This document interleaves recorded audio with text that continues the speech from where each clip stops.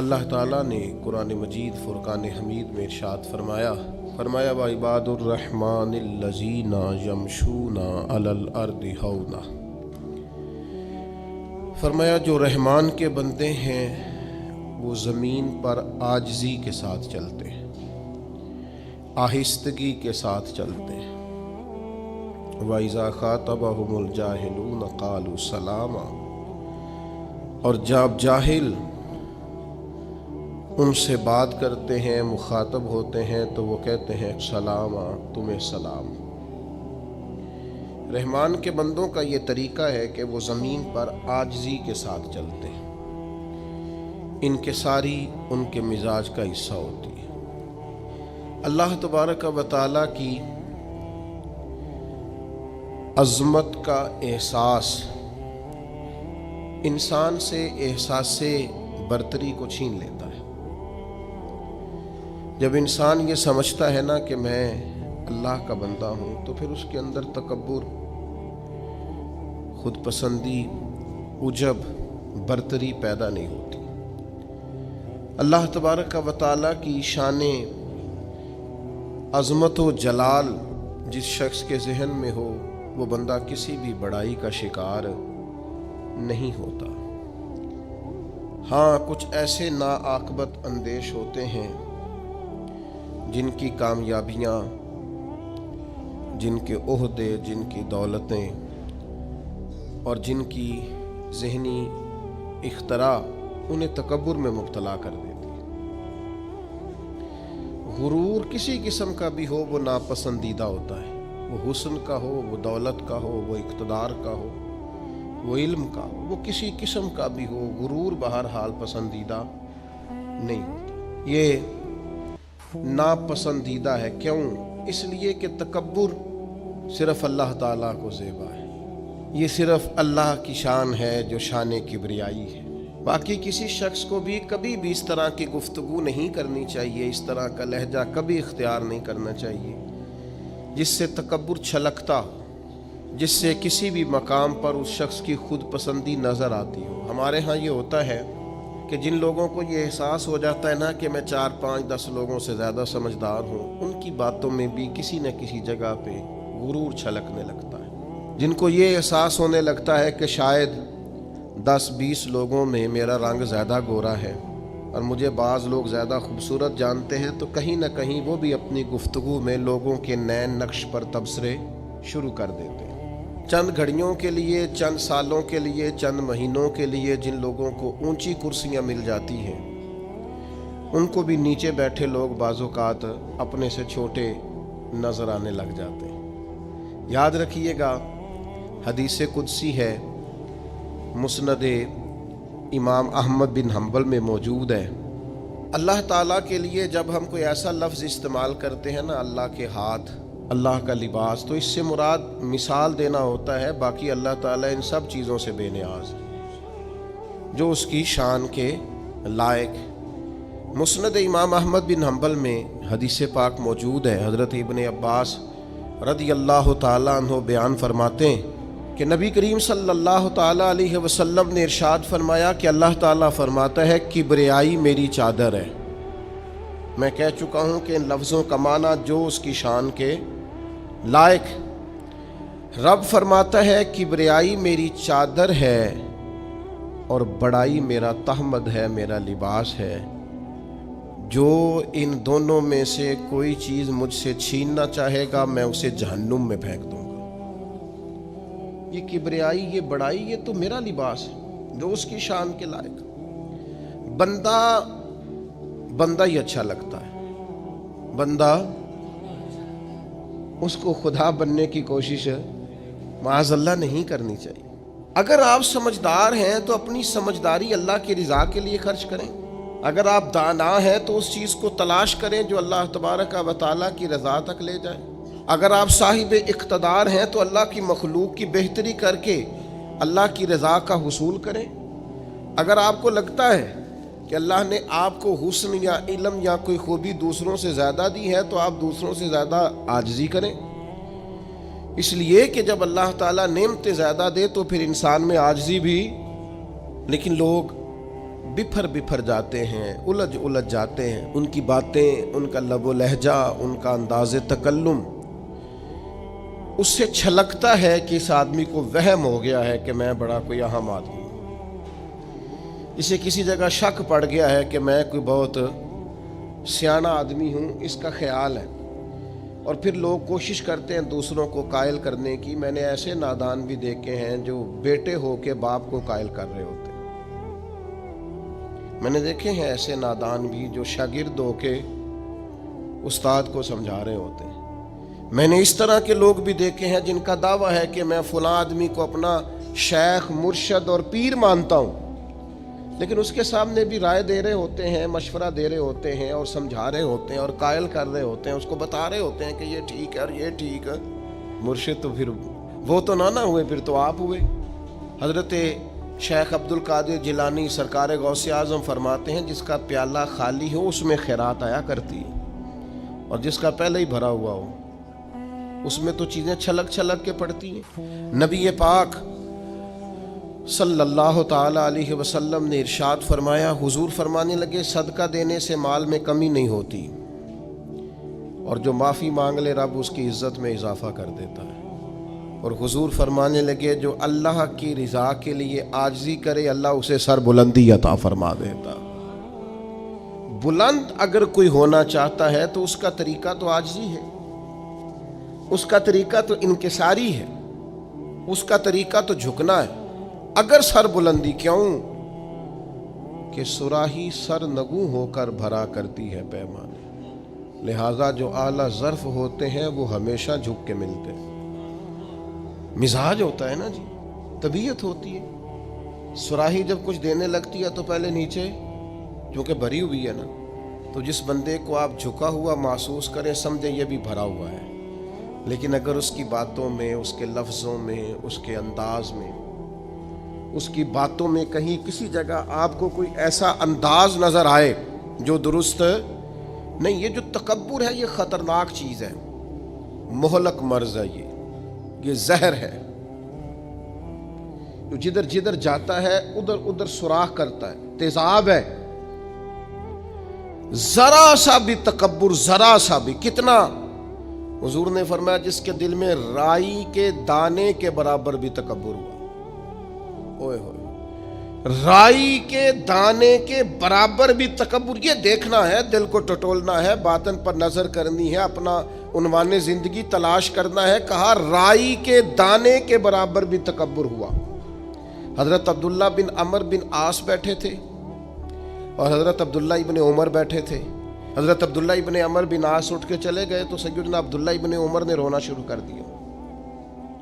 लोगों ने कहा, आप दोनों सहाबा बैठे थे, मोहब्बत की बातें यकीनन हुई होंगी और आपने यकीनन एक दूसरे के साथ जो गुफ्तगू की होगी वो किताब व सुन्नत के उमूर पर मुश्तमिल होगी, लेकिन वो उठ के गए हैं तो आप रोने लगे, वजह क्या हुई?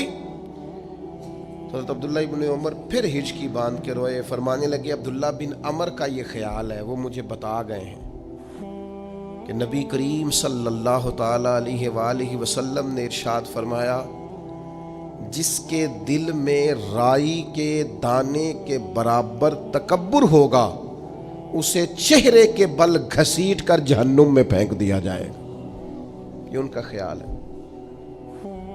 ये वो बता गए हैं मुझे। तो मैं रो रहा हूं कि इतना बारीक मसला, राई के दाने के बराबर भी तकब्बुर हुआ तो पेशानी के बल घसीट कर दोज़ख में फेंक दिया जाए। तो कहीं ना कहीं खुदा ना खास्ता किसी से ऐसा अगर हो गया तो ये तो बड़ा हसास मसला है, ये तो बड़ी गौर करने वाला अमर है। इंसान कहीं ना कहीं बातकारी देता है, किसी के रंग रूप पर तंज कर बैठता है, किसी की जहालत को ज़ेरे गुफ्तगू ले आता है, किसी शख्स के देहाती होने पर लोग तबसरा करते हैं। तो इतना नाजुक मसला है कि छोटी छोटी चीज का ख्याल रखना। भाई ज्यादा सियाने बनना छोड़ दें, ज्यादा बड़े बनना छोड़ दें, ज्यादा समझदार कहलाना छोड़ दें, ज्यादा पढ़ा लिखा कहलाना। देखिए ना, इल्म बड़ी कीमती चीज है। बे इल्म नतवा खुदारा शनाख्त। हजरत सादी कहते हैं बगैर इल्म के तो रब की भी शनासाई नहीं होती। یہ بڑی ضروری چیز ہے، لیکن اگر کسی کو علم کا تکبر آ جائے تو یہ بڑا موقع خطرناک ہوتا ہے، یہ پہلو بڑا ڈاڈا ہوتا ہے۔ تکبر، اگر حضرت میاں صاحب فرماتے ہیں علم پڑھے دا مان نہ کریے مت آکھی میں پڑھیا، او جبار کہار کہاوے متے روڑ دیویں دودھ کڑیا۔ تھوڑا سیاںا ہو جا، تھوڑا سا نا چیزوں کو سمجھیں، اپنے لب و لہجے میں، طور طریقوں میں، انداز میں آپ غور کریں کہ کہیں کوئی ایسا یہ بیماری ہمارے اندر لاحق تو نہیں ہو گئی، کہیں یہ چیز چھلکتی تو نہیں۔ تھوڑا اس پر غور کریں، تھوڑی اس پر توجہ دیں۔ کچھ لوگوں کے حالات جب ساتھ نہیں دیتے تو وہ بڑے عاجز انسان بن جاتے ہیں، تنگ دستی غالب آ جاتی ہے۔ جب پریشانیاں پورے زور پر ہوتی ہیں تو پھر ان کے مزاج میں بڑا جھکاؤ ہوتا ہے، لب و لہجے کے اندر بڑی انکساری ہوتی ہے، لیکن جیسے ہی حالات ٹھیک ہوتے ہیں پھر ان سے اچھے مشورے بھی کوئی نہیں دیتا، پھر وہ زبردست انداز تکلم اختیار کرتے ہیں۔ یہ ذرا شان مصطفیٰ کریم تو دیکھیے گا، نبی کریم علیہ السلام خود بیان کرتے ہیں، حضور فرماتے ہیں اگر میں چاہوں تو میرے ساتھ سونے کے پہاڑ چلا کریں، یہ میرے ساتھ ساتھ قدم بقدم رہیں، جتنا سونا چاہوں بانٹوں تقسیم کروں، میں چاہوں تو سونے، یہ شان ہے۔ اور پھر میرے محبوب کی شان تو یہ ہے کہ حضور تو اللہ کے محبوب ہیں، لیکن سیدہ عائشہ صدیقہ رضی اللہ تعالیٰ عنہا ارشاد فرماتی ہیں نبی پاک تکیہ لگا کر کھانا نہیں کھاتے تھے۔ حضور فرماتے تھے میرا دل کرتا ہے میں اس طرح کھانا کھاؤں جیسے ایک عام بندہ کھانا کھاتا ہے، اور میرا دل کرتا ہے میں اس طرح بیٹھوں جس طرح ایک عام آدمی بیٹھتا ہے، کوئی امتیاز، کوئی تقسیم۔ میں بڑا چھوٹا آدمی ہوں، اللہ مجھے معاف کرے، میرے اسا فرمایا کرتے تھے چودھری صاحب کا پیر کوئی نہیں ہوتا، مالدار کا پیر اور پڑھے لکھے آدمی کا پیر یہ خود پیر ہوتے ہیں، جدے کر دانے او دے کملے بھی، پیسے جو پاس ہیں اور ڈگریاں پاس ہوں تو پھر بھی، اور علماء مجھ سے ناراض نہ ہو جائیں تو حضرت فرمایا کرتے تھے علماء خلیفے ہوتے ہیں، مرید نہیں ہوتے، یہ خلفاء ہوتے ہیں۔ یہ مرید تو وہ ہوتا ہے جو بیچارہ انکساری کے ساتھ پیچھے ہوتا ہے کہ میں کچھ سیکھ لوں۔ تو اگر اللہ تعالیٰ کسی وقت انسان کو شان دے، امام فخر الدین رازی فرماتے ہیں دیکھیے نا، ایک ہے انسان کے حالات بڑے کمزور ہیں تو وہ عاجزی دکھا رہا ہے، انکساری، اور ایک یہ ہے کہ پوری بلندیاں اللہ نے دی ہیں، ایک دفعہ پورا عروج اللہ نے عطا کیا ہے لیکن پھر بھی اس میں عاجزی رہے، انکساری رہے۔ اس کا مطلب یہ ہے کہ وہ بندگی کر رہا ہے، وہ جھکا ہوا ہے۔ امام فخر الدین رازی فرماتے ہیں جب نبی پاک علیہ السلام کو اللہ نے معراج پہ بلایا نا، معراج پہ، یعنی اتنا اونچا کوئی نہ گیا ہے نہ کبھی جا سکتا ہے جہاں مدینے والے محبوب تشریف لے گئے۔ امام رازی کہتے ہیں معراج میں جب ساری وسعتیں اور ساری بلندیاں نبی پاک علیہ السلام گزر گئے اور کائنات کی ہر چیز نیچے رہ گئی، کیا نوری کیا خاکی سب نیچے رہ گئے، ایک محبوب تھا، ایک محب تھا، ایک خالق تھا، ایک اس کی مخلوق اول تھی۔ نبی کریم علیہ السلام جب اللہ کی بارگاہ میں بیٹھ گئے تو رب کریم نے کہا محبوب مجھے بتائیے آپ کو کس نام سے پکاروں، محبوب بتاؤ نا کس لقب سے ملقب کروں، آج آپ میرے سامنے بیٹھے کس لقب سے یاد کروں؟ تو یہ شان دیکھو میرے کریم محبوب کی، کہا اے اللہ میرا دل کرتا ہے تو مجھے اپنا بندہ کہہ کے پکارے، متائے بے بہا ہے درد و سوز آرزو مندی، مقام بندگی دے کر نہ لو شان خدا بندی۔ رسول کریم نے امت کو بتایا جو رب کا بندہ کہلانے میں مزہ ہے نا وہ کسی اور چیز میں نہیں ہے۔ مالک مجھے اپنا بندہ یا عبدی بندہ کہہ کے بلا، تیرا بندہ کہلانے میں جو مزہ ہے، عاجزی انکساری، یہ انسان کو بڑا نوازتی ہے۔ صحیح مسلم میں حدیث ہے، ایک خاتون حضور کی بارگاہ میں آئی جس کی عقل میں کچھ تھوڑی کمزوری تھی، حواس پورے درست، ہم اپنے لفظوں میں دیوانہ کہتے ہیں، کچھ لوگ اب ناربل بھی کہتے ہیں ایسے آدمی، ذہنی توازن پوری طور پہ ٹھیک نہیں تھا۔ وہ خاتون حضور کی بارگاہ میں آئی اور اس نے عرض کی یا رسول اللہ مجھے آپ سے کام ہے. تو نبی پاک علیہ السلام نے فرمایا تو مدینے کی جس گلی میں کہے گی میں کھڑے ہو کے تیری بات سننے کو تیار ہوں. وہ حضور کو لے گئی ایک کونے میں، لے جا کے اس نے اپنی ساری بات سنائی اور مدینے والے محبوب نے ساری بات سنی. ایک طرف شان یہ ہے کہ محبوب معراج کی بلندیوں پر اللہ کے قرب خاص میں بیٹھے ہیں، اور دوسری طرف حال یہ ہے، آج یہ ہے کہ ایک وہ امت کی خاتون جس کا ذہنی توازن ٹھیک نہیں ہے، مدینے کی گلی میں کھڑے ہو کے کریم اس کی باتیں بھی سن رہے ہیں. جب اللہ تعالیٰ شانیں عطا کرے، بلندیاں عطا کرے، تو پھر انسان کو تھوڑا سا سمجھنا چاہیے. اچھا ایک وقت ایسا آتا ہے جب کچھ لوگ بندے کو تکلیف دیتے ہیں، پھر ایک ٹائم ایسا آتا ہے وہ تکلیف دینے والے اس کے سامنے آ کے بیٹھ جاتے ہیں، عاجزی کرتے ہیں. مکے والوں نے بڑی تکلیف دی، پھر بدر والی دن وہ قابو آ گئے، گرفتار ہو گئے. اب آپ کو پتہ ہے بندے کے جب وہ بندہ قابو آ جائے نا، جس نے تکلیف دی ہو، تو لوگ دانت پیستے ہیں، شدید غصہ کرتے ہیں. آیا نا میری داڑھ کے نیچے، اب دیکھنا میں حشر کیا کرتا ہوں. سخت ترین سزا دینے کو جی چاہتا ہے، لیکن مکے والے قیدی بن کے آئے تو نبی پاک نے نہ ان کی آنکھیں نکالی، نہ کان کاٹے، نہ قتل کیا، بلکہ معمولی سا فدیہ فرمایا یہ دو جرمانہ اور جاؤ. اور صحابہ سے کہا ان قیدیوں کو اپنے اپنے گھروں میں لے جاؤ اور ان کی خدمت کرنا. وہ قیدی بتاتے ہیں کہ قربان جائیں اس حسن سلوک پر کہ جن کے گھروں میں ہم قیدیوں کو رکھا گیا تھا وہ خود کھجوریں کھا کے گزارا کرتے تھے، ہمیں کھانے کھلایا کرتے تھے، خود کھجور پانی پر گزارا کرتے تھے. ایک شخص ان میں تھا، ابو عزا اس کا نام تھا، وہ شاعر تھا. اس نے نبی پاک علیہ السلام کی خدمت میں عرض کی یا رسول اللہ میری 5 بیٹیاں ہیں، میں فدیے کی رقم بھی کوئی نہیں دے سکتا، اگر آپ مجھے ویسے ہی آزاد کر دینا تو نہ آج کے بعد اسلام کی مخالفت کروں گا نہ کسی اور کو ابھاروں گا. یہ 5 بیٹیوں کی بات کرنے والا بندہ یہ پہلے تلوار لے کے آیا ہے مسلمانوں کے خلاف لڑنے، یہ پھول لے کے نہیں آیا، یہ تلوار لے کے پہلے لڑنے آیا ہے. اب جب قابو آ گیا تو کیا کہہ رہا میری 5 بیٹیاں ہیں. تو سوال یہ کھڑا ہوتا تھا کہ بھائی جب تو مسلمانوں کے خلاف تلوار لے کے نکلا تھا، نیزے لے کے آیا تھا، اسلحہ باندھ کے آیا تھا، تب تیری 5 بیٹیاں نہیں تھیں؟ قابو آ گیا تو کہتے ہیں 5 بیٹیاں اور میں فدیہ بھی نہیں دے سکتا، جرمانہ بھی نہیں دے سکتا، آزاد کر دیں. پر کھڑا ہے نا رسول رحمت کے سامنے، یا رسول اللہ مجھے معافی دے دے. تو حضور مسکرا کے فرمانے لگے ٹھیک ہو گیا، جا میں نے معافی دے دی، ختم ہو گئی بات. یہ وہ عاجزی انکساری کے پہلو ہیں جو نبی کریم صلی اللہ تعالی علیہ وسلم نے ہمیں سکھائے ہیں. میرے عزیزو، فتح جب ہوئی نا مکے کی تو بہت بڑی فتح تھی. خود قرآن نے کہا اذا جاء نصر اللہ والفتح ورأیت الناس يدخلون فی دین اللہ افواجا. بہت بڑی فتح تھی، لیکن صحابہ فرماتے ہیں فتح مکہ تاریخ انسانیت کا بہت بڑا معرکہ تھا.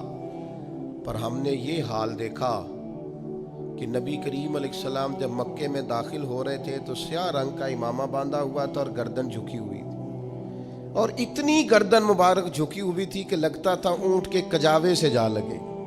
عاجزی سے، انکساری سے، جیسے جیسے پھل لگ جاتا ہے درخت ویسے ویسے جھک جاتا ہے. تو جب اللہ تبارک و تعالیٰ کسی شخص کو عروج دے، حالات اچھے کرے، تو پھر اسے کیا کرنا چاہیے؟ ایک خاص پہلو آپ کی خدمت میں عرض کرنا ہے. کچھ لوگوں سے نا لوگ پیار کرتے ہیں. وہ چراغ گولڑا نے کہا تھا خدا کا شکر زمانے کی قدردانی ہے، ہم جوان بھی نہ ہوئے تھے کہ پیر کہلائے. کچھ لوگ ایسے ہوتے ہیں جو کہیں صاحبزادے ہوتے ہیں، کہیں ان سے لوگ عقیدت کرتے ہیں. خدا کا شکر زمانے کی قدردانی. یہ جو پیر ہے نا، یہ فارسی کا لفظ ہے، پیر بوڑھے کو کہتے ہیں. اصل میں ہمارے عرف میں پیر رہنما کو کہتے ہیں، لیکن پیر بیسیکلی بوڑھے آدمی کو کہتے ہیں. تو پیر نصیر الدین کہتے ہیں کہ خدا کا شکر زمانے کی قدردانی، ہم جوان بھی نہ ہوئے تھے کہ پیر کہلائے. ایسا ہوتا ہے کئی دفعہ. یہ جو عقیدتیں ہوتی ہیں نا، جن لوگوں سے لوگ عقیدت رکھتے ہیں، ان کا عاجزی والا ہونا بھی بڑا ہی ضروری ہے. ان کا انکساری والا ہونا بھی، یہ جو مذہبی محبتیں ہوتی ہیں نا، یہ بڑی ڈاڈی ہوتی ہیں، جن سے لوگ دین کے نام پر محبت کرتے ہیں نا۔ ایک دفعہ ایک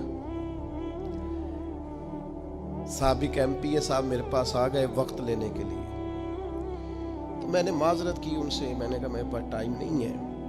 تو کہنے لگے پیر صاحب بندے تے ساڈے مگر بھی بڑے نے، پر یہ کہ تسا نہ ہی کر چھڑیے۔ میں کہ تواڈے مگر جڑے نے نا وہ ووٹ دیندے نے تے ساڈے مگر جڑے نے وہ جان دیندے نے، یہ ساڈا تے تواڈا فرق ہے۔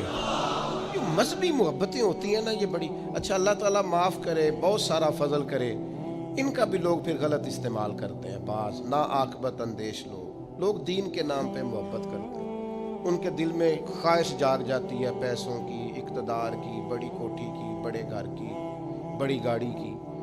مذہبی عقیدتیں جو ہوتی ہیں نا، یہ بڑی انفرادی ہوتی ہیں، اور اس میں کئی دفعہ تھوڑی آزمائش بھی، جس کو لوگ نیک سمجھتے ہیں، لوگ کہتے ہیں جنازہ بھی اسی نے پڑھانا ہے، نکاح بھی، چونکہ بندہ جو نیک ہے، کول پہ بھی اسی نے آنا ہے، محفل پہ بھی اسی نے آنا ہے۔ کیوں کہ بندہ وہ نیک پھر بیچارہ خود کچھ بھی نہیں کر سکتا، سارے کام نیک آدمی سے کرانے ہیں۔ بندہ نیک ہے لہذا سارے کام، پیتا بھی یہی کاٹے گا، افتتاح بھی یہی کرے گا، سارے کام یہی کرے گا، کیونکہ بندہ نیک ہے۔ اب وہ جیسے تیسے بھی ہو، چونکہ نیک ہے لہذا اسے بھی ہر جگہ۔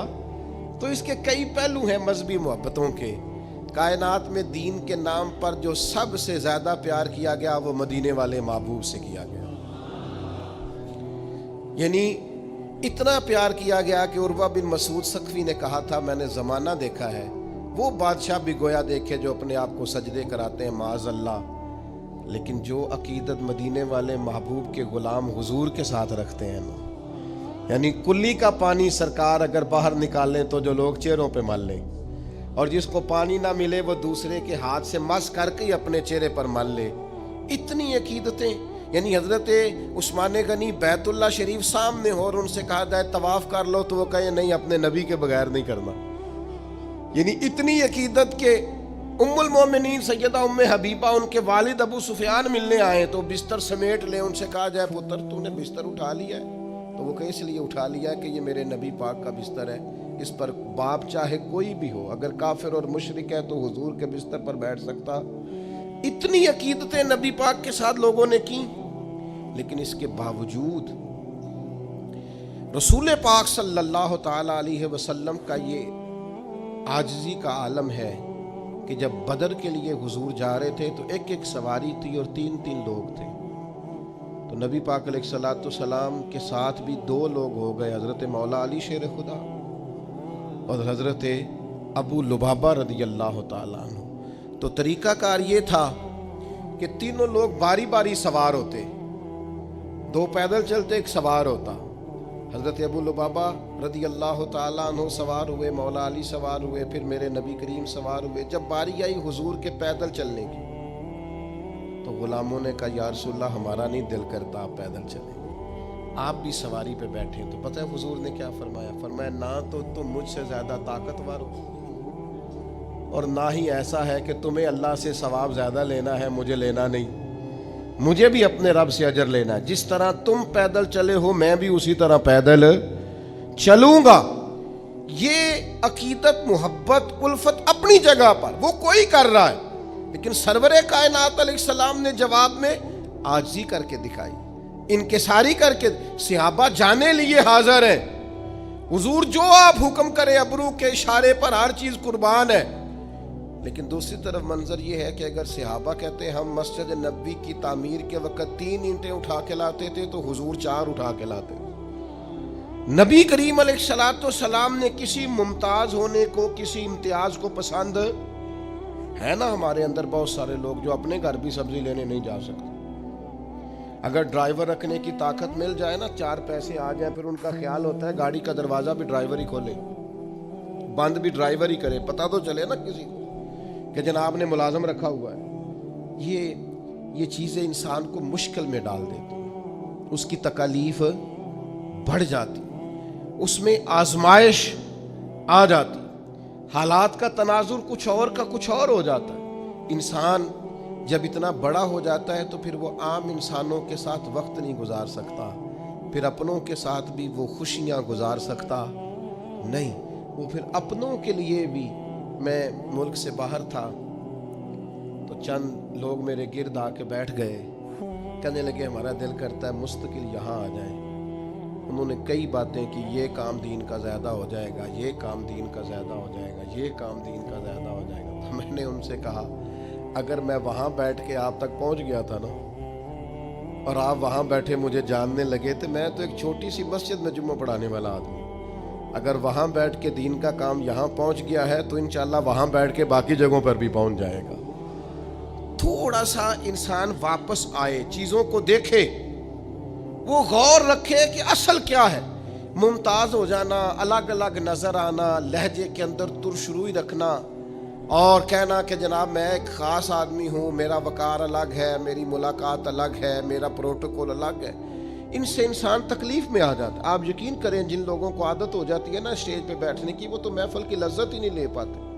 ان بیچاروں کو ایسا سخت مسئلہ، یہ میں نے دیکھا ہے کچھ لوگ مذہبی جلوس نکل رہا ہے، میلاد شریف کا ہے، کوئی اور تقریب ہے، اس میں بھی بیچارے بڑے سخت پریشان ہیں، کسی طریقے سے میری فوٹو آ جائے، کسی کو پتہ چل جائے۔ تو بھائی مذہبی عقیدتیں ہوں یا کسی قسم کی بھی، آپ اپنی عاجزی کو برقرار رکھیں گے، اپنی بندگی کو کبھی بھی آپ ادھر ادھر نہیں ہونے دیں گے۔ سفر کر رہے تھے صحابہ نبی پاک کے ساتھ، تو ایک جگہ بکرا ذبح کر کے پکانے کی بات آئی، تو ایک صحابی نے کہا میں ذبح کروں گا، ایک نے کہا میں کھال اتاروں گا، ایک نے کہا میں گوشت بناؤں گا۔ تو نبی کریم علیہ السلام فرمانے لگے کہ پھر میں اس طرح کرتا ہوں، میں لکڑیاں اکٹھی کر کے لاتا ہوں تاکہ آگ جلائی جائے، میں لکڑیاں اکٹھی کر کے لاتا ہوں۔ تو عرض کی یا رسول اللہ صلی اللہ تعالی علیہ وسلم ہم سب ہیں نا، ہم یہ کام کریں گے؟ تو حضور نے فرمایا میں تم میں سے ممتاز ہونا پسند نہیں کرتا۔ کریم ارشاد فرمانے لگے بے شک اللہ تعالیٰ کو یہ بات ناپسند ہے کہ کوئی بندہ اپنے ساتھیوں میں امتیاز کی صورت اختیار کرے، الگ تلگ نظر آئے، میں ممتاز ہونا پسند نہیں کرتا، لہذا میں یہ کام کروں گا۔ میرے بھائیوں، زندگی میں ہر قسم کا تکبر، وہ عہدے کا ہو، وہ علم کا ہو، وہ دولت کا ہو، وہ سمجھداری کا ہو، وہ اونچی برادری کا ہو، کوئی بھی تکبر ہو، نبی پاک نے حد بندی کر دی، فرمایا رائی کے دانے کے برابر بھی اگر تکبر ہوا، رائی کے، پتہ ہے نبی پاک علیہ السلام کو اللہ نے عقل کتنی عطا کی؟ حضرت وہب ابن منبہ فرماتے ہیں اللہ تعالیٰ نے عقل کا 1000 حصہ کیا ہے، ایک حصہ عقل اللہ نے ساری دنیا کو عطا فرمائی، اسی سے ڈاکٹر ہیں، اسی سے انجینئر ہیں، اسی سے سائنسدان ہیں، اسی سے علماء ہیں، سب اسی سے بنے، جو ایک حصہ عقل اللہ نے دنیا میں نازل کی۔ فرمایا باقی 999 حصے عقل کے اللہ نے اپنے حبیب کو عطا فرمایا صلی اللہ تعالی علیہ وسلم۔ لیکن اس کے باوجود حضور صحابہ سے مشورہ کرتے اور ان کا مشورہ قبول کرتے۔ جنگ احد میں نقصان ہوا، کیوں؟ حضور کا مشورہ دے تھا کہ مدینہ شریف کے اندر رہ کے جنگ لڑنی چاہیے، اور صحابہ جوش جذبات میں تھے، جوش جہاد میں تھے، کہ ہم اندر رہ کے کیوں لڑیں، وہ سمجھیں گے یہ اپنے گھر میں محصور ہو گئے، باہر نکل کے جنگ کریں۔ اللہ کے پیارے رسول صلی اللہ تعالی علیہ وسلم نے اپنی رائے کو چھوڑا، صحابہ کی رائے کو اختیار فرمایا۔ اگرچہ بظاہر نقصان بھی ہوا، لیکن کل عقل رکھنے کے باوجود بھی مدینے والے محبوب نے صحابہ کی رائے کو قبول کیا۔ یہ کیا ہے؟ یہ سرکار کی عاجزی ہے، مشورہ قبول کرنا، کسی اور کی بات بھی سننا۔ کچھ لوگ ایسے ہوتے ہیں جن کی عقل، بیچاروں کی عقلیں کل ہوتی ہیں، وہ ساری زندگی اسی چکر سے باہر نہیں آتے کہ جتنا میں سمجھدار ہونا اتنا کوئی دوسرا نہیں ہے۔ اس سے کیا ہوتا ہے؟ اس سے انسان کے اندر سے روحانیت چلی جاتی ہے، کیف چلا جاتا ہے، عبادت کی لذت چلی جاتی ہے، دعا کی ذائقے چلے جاتے ہیں۔ بہت زیادہ سمجھداری کی گفتگو کرنا اور بہت زیادہ بن کے بیٹھنا اور بہت زیادہ اپنے انداز۔ میں نے ایک جملہ کہا تھا، یہاں ہمارے استاد آئے ہوئے تھے، مجھے نہیں پتا تھا علماء کو اتنی بات پسند آئے گی۔ میں نے کہا یہ ہمارے استاد بیٹھے ہیں، جب تک زندہ ہیں ہم اپنے استادوں سے بے نیاز نہیں ہو سکتے، ہم ان کی رہنمائی میں چلیں گے، اس لیے کہ بڑا وہ ہوتا ہے جس کا کوئی بڑا ہوتا ہے، جس کا کوئی بڑا نہیں ہوتا وہ کبھی بھی بڑا نہیں ہوتا۔ ہم خود بخود بڑے کیسے ہو جائیں گے؟ تو بھائیوں، اپنی زندگی میں ایک اور بات بھی، عاجزی کے کئی پہلو تھے، ایک پہلو یہ ہے کہ آپ کو اللہ نے مقام دیا ہے، مرتبہ دیا ہے، تو کسی اور کو بھی اللہ نے مرتبہ دیا، کسی اور کے مرتبے کو بھی بیان کریں۔ صرف آپ کے پاس ہی فضیلت نہیں، کسی اور کے پاس بھی فضیلت ہے، اس کی فضیلت کو بھی بیان کریں، قبول کریں۔ آج آپ ایک ڈاکٹر کے پاس دوائی لینے جائیں، دوسرے کے پاس جائیں تو کہتا ہے اس کو تو پتہ ہی کوئی نہیں، تم کدھر آ گئے۔ ایک انجینئر سے آپ کو چیز ڈیزائن کریں، دوسرے کو دکھائیں تو کہتا ہے اسے تو پتہ ہی کوئی نہیں کسی چیز، مذاق بنایا ہوا ہے۔ آپ دوسرے کا مقام سمجھیں، وہ بھی ڈاکٹر ہے، آپ کسی اور کی بات کو بھی لیں، اس کے اندر بھی کوئی مرتبہ ہے۔ یہ کون سی دنیا ہے جس میں کوئی شے نہیں، بس میں ہی ہوں اور کوئی ہے ہی نہیں؟ یہ انداز درست اور سنو نا یار، یہ میرے نبی پاک کی شان ہے کہ کائنات میں نبیوں کے امام رسول پاک ہیں، پر کسی نے حضور سے کہا یا خیر البریہ، حضور نے فرمایا مجھے نہ کہو، یہ تو حضرت ابراہیم کا لقب ہے۔ ایک مقام پہ کہا میری اور جناب موسیٰ کی شان کا مقابلہ اس طرح نہ کرانا کہ حضرت موسیٰ کی شان گویا گھٹے۔ رسول پاک نے حضرت عیسیٰ کا مرتبہ بیان کیا، جناب یوسف کا مرتبہ بیان کیا، حضرت صدیق کی شان بیان کی، سیدنا فاروق کی عظمت بیان کی، حضرت عثمان کو حیا والا کہا، مولا علی کی عظمتیں بیان کی، نبی کریم علیہ السلام نے جناب عمار ابن یاسر کی شان بیان کی، ابو عبیدہ بن جراح کو امین امت کہا، اور کریم نے فرمایا بلال کیا عمل کرتے ہو؟ یا رسول اللہ کیا ہوا؟ فرمایا میں نے تو معراج کی رات جنت میں بھی تمہارے چلنے کی آواز سنی ہے۔ یہ عظمتیں بیان کرنے کا طریقہ میرے نبی پاک کا۔ تو نے ہر شخص کی قسمت میں یہ عزت لکھی، آخری خطبے کی صورت میں وصیت لکھی۔ حضور نے کہا یتیم کی پرورش کرو گے تو یہ ملے گا، بیواؤں کا خیال رکھو گے تو یہ ملے گا، مسکین کو یہ ملے گا، استاد کی یہ شان، باپ کی یہ شان، بیٹی کی یہ شان۔ نبی پاک تو عظمتیں دیتے، دوسروں کا مقام و مرتبہ سب سے بڑے ہو کر حضور اگر دوسروں کی عظمت کا خیال رکھتے ہیں تو ہم ایک دوسرے کی عظمت کا کیوں خیال نہیں رکھتے؟ ہم ایک دوسرے کی شان کو کیوں بیان نہیں؟ وہ ایک جگہ پہ میں موجود تھا تو مجھے ایک صاحب نے پوچھا، اس نے کہا جی تسی مدرسے جڑے بچے پڑھا دے انہوں ڈاکٹر کیوں نہیں بنا دے، انجینئر کیوں نہیں بنتے مدرسے کے بچے، مدرسے کے بچے جو ہیں یہ پائلٹ کیوں نہیں بنتے؟ تو میں نے ان سے کہا آپ مجھے بتائیں جو بچے میڈیکل کالج میں پڑھتے ہیں وہ عالم دین کیوں نہیں بنتے؟ جو میڈیکل کالج میں پڑھتے ہیں وہ انجینئر کیوں نہیں بنتے؟ ڈاکٹر سے کبھی کسی نے کہا تو ڈاکٹر ہے انجینئر کیوں نہیں؟ پوچھا کبھی؟ پائلٹ سے آپ نے کہا جناب تو پائلٹ ہے ڈاکٹر کیوں نہیں؟ عجیب بیوقوفی ہے نا بھئی، یہ الگ ایک تعلیم ہے، ایک الگ سکول آف تھاٹ ہے، یہ باقاعدہ ایک ڈگری ہے۔ آپ پاگل ہیں؟ آپ ڈاکٹر سے پوچھو وہ پائلٹ کیوں نہیں، تو میں آپ کو بتا دیتا ہوں مدرسے کا طالب علم ڈاکٹر کیوں نہیں۔ پوچھیں آپ، یہ الگ ایک ڈگری ہے، اس کے اندر اسپیشلائزیشن ہے۔ جب بچہ درس نظامی کرتا ہے تو پھر اس سے پوچھا جاتا ہے تو انہیں شیخ الحدیث بننا ہے، شیخ القرآن بننا ہے، شیخ الفقہ بننا ہے، فقہ میں تخصص کرنا ہے، حدیث میں کرنا ہے، تفسیر میں کرنا ہے، یہ الگ ایک پورا شعبہ ہے۔ امت کو اپنی رہنمائی کے لیے اگر ڈاکٹر کے مشورے کی ضرورت ہے تو عالم کے مشورے کی ضرورت نہیں؟ تو عجیب فلسفہ ہے نا جی۔ اور روز جس کا جی چاہتا ہے وہ ٹی وی آ کہتا ہے جی مدرسوں میں بچے ڈاکٹر کیوں نہیں بنتے؟ آپ مجھے بتائیں میڈیکل کے بچے عالم کیوں نہیں بنتے؟ میڈیکل کے بچے پائلٹ کیوں نہیں بنتے؟ مذاق بنا رکھا ہے آپ نے۔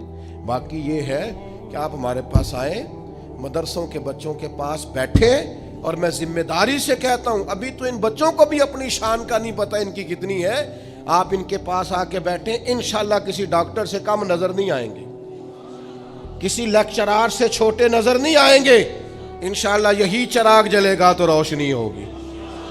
تو میرے عزیز عاجزی کریں، دوسرے کے وجود کو تسلیم کریں، اس کے وجود کو قبول کریں۔ میں الحمدللہ مدرسے کا پڑھا ہوا ہوں، لیکن میری طبیعت خراب ہوتی ہے تو میں ڈاکٹر کے پاس جاتا ہوں۔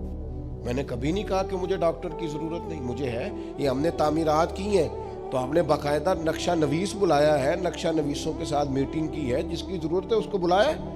ہر شعبے کا بندہ اس کی قدر کریں، اس کا احترام کریں، بلکہ وہ شخص جو صرف ایک سوئچ لگا دیتا ہے نا، جس کو آپ الیکٹریشین کہتے ہیں، اوے کہہ کے آواز دیتے ہیں، شان اس کی بھی بڑی زیادہ ہے، اس لیے کہ اگر وہ روشنی نہ کرے تو پھر بھی نظام چل سکتا تو زندگی میں عاجزی کریں، دوسروں کے وجود کو قبول کریں، تھوڑا سا اپنی ذات سے اوپر اٹھ کے بھی سوچیں، سارے محکمے ہمارے ہیں، سارے ادارے ہی ہمارے ہیں، ان سب سے پیار کریں، کسی کے بارے میں اپنی رائے کو کبھی کمزور نہ کریں۔